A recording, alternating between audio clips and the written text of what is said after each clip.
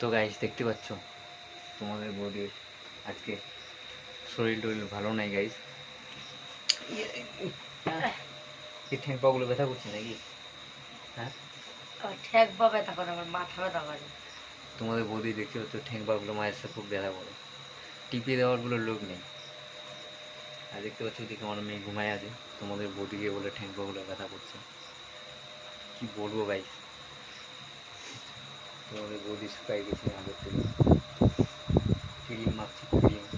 আর তোমাদের বৌদির একটু হাতে একটু কেটে গেছে তো, তাই খুব ব্যথা পাচ্ছি বলে তোমাদের বৌদি। তোমাদের বৌদি বলে খুব ব্যথা পাচ্ছে দেখি না। আমাকে এবার কাটা জায়গায় আঙুল দিতে খুব ভালো লাগে গো।